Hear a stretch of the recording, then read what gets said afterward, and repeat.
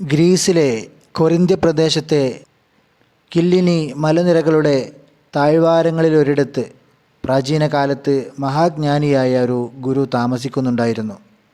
സത്യാന്വേഷണം തേടിയുള്ള ദേശാടനത്തിനിടയിൽ ഒരു യുവാവ് അദ്ദേഹത്തെ സന്ദർശിക്കാനിടയായി.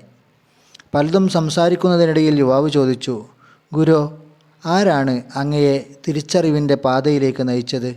മനക്കണ്ണിലേക്ക് ജ്ഞാനത്തിൻ്റെ വെളിച്ചമെത്തിയത് എപ്പോഴാണ്? അതിന് മഹാഗുരു നൽകിയ മറുപടി വിചിത്രമായിരുന്നു. യുവാവിനെ അത്ഭുത സ്തബ്ധനാക്കുന്നതായിരുന്നു.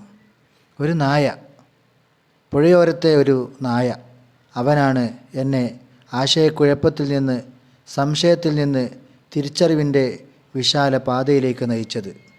ആ കഥ ഞാൻ പറയാം. ഞാൻ കാണുമ്പോൾ ഒരു നദിക്കരയിൽ നിൽക്കുകയായിരുന്നു ആ നായ. ദാഹിച്ചു മരിക്കാറായ അവസ്ഥയിലായിരുന്നു അവൻ.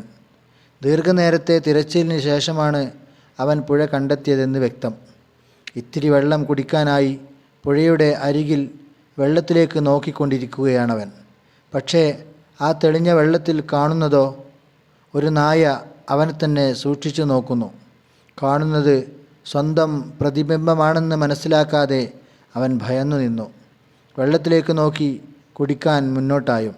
പക്ഷേ അതാ തൻ്റെ ശത്രു അതുപോലെ തെന്നിലേക്ക് അടുക്കുകയാണ്. അതിഭയങ്കരമായി ഭയപ്പെട്ട നായ കുടിക്കാതെ പിന്മാറും. വെള്ളത്തിലേക്ക് വീണ്ടും നോക്കും. കുടിക്കാനായി മുന്നോട്ടായും. പക്ഷേ ശത്രു അതാ മുന്നിൽ തന്നെയുണ്ട്. ആ എതിരാളി കൂടുതൽ മുന്നോട്ടടുക്കുകയാണ്. അത് മറ്റൊരു നായയാണെന്ന് അവൻ ഉറച്ചു വിശ്വസിച്ചു. കുറേ നിമിഷങ്ങൾ അങ്ങനെ കടന്നുപോയി. പക്ഷേ ഏത് ഭയത്തെയും വെല്ലുന്നതാണല്ലോ മരണഭയം. സമയം മുന്നോട്ട് പോകവേ ദാഹം അതിതീവ്രമായി. ഇനിയൊരു നിമിഷം പോലും മാറ്റിവെക്കാൻ പറ്റാത്ത വിധം ആസക്തി അതികഠിനമായി.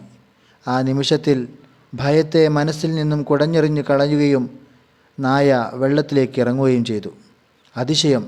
വെള്ളത്തിലേക്ക് കാലുകൾ വെച്ചപ്പോൾ തന്നെ ശത്രു അപ്രത്യക്ഷമായി കഴിഞ്ഞു. തനിക്ക് മുമ്പിലെ തടസ്സം താൻ തന്നെയാണെന്ന് നായ തിരിച്ചറിഞ്ഞ ആ നിമിഷമായിരുന്നു അവൻ്റെ ജ്ഞാനോദയം. അറിവില്ലായ്മ കൊണ്ട് ഉടലെടുത്ത ഭയം അപ്രത്യക്ഷമായതോടെ ലക്ഷ്യത്തിലേക്കുള്ള തടസ്സം അലിഞ്ഞില്ലാതെയായി. ഇതിനൊക്കെയും സാക്ഷിയായ എനിക്കും ആ യാഥാർത്ഥ്യം മനസ്സിലായി കഴിഞ്ഞിരുന്നു. ആ മഹാസത്യം ഞാനും തിരിച്ചറിഞ്ഞു കഴിഞ്ഞിരുന്നു. എനിക്ക് മുമ്പിലെ പ്രതിസന്ധികൾ പലതും എൻ്റെ തന്നെ അഹം സൃഷ്ടിക്കുന്ന മിഥ്യാധാരണകൾ കാരണമാണെന്ന് എനിക്ക് ആദ്യമായി മനസ്സിലാക്കി തന്നത് ആ നായയുടെ പെരുമാറ്റം തന്നെ. ചുറ്റുപാടുകളിൽ നിന്ന്, പ്രകൃതിയിൽ നിന്ന്, ആകാശത്തിലും കടലിലും കരയിലും മനുഷ്യരിലും മൃഗങ്ങളിലും പറവകളിലും നിന്നെല്ലാം നമുക്ക് വിജ്ഞാന സ്രോതസ്സുകൾ കണ്ടെത്താം എന്ന് ഇവിടെ ഗുരു നമ്മോട് പറയുന്നു.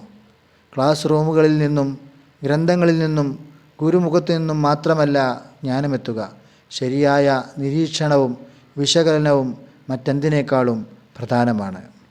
എന്നാൽ ദൃശ്യങ്ങളെ ക്യാമറ പോലെ കേവലം ഒപ്പിയെടുത്താൽ മാത്രം മതിയോ? കാഴ്ചകളെ ചിന്തയുടെയും അനുഭവങ്ങളുടെയും മൂശയിലിട്ട് വിശകലനം ചെയ്യുക കൂടി ചെയ്യുമ്പോഴാണ് അറിവും തിരിച്ചറിവുമുള്ള ജ്ഞാനിയായി പരിണമിക്കുന്നത്.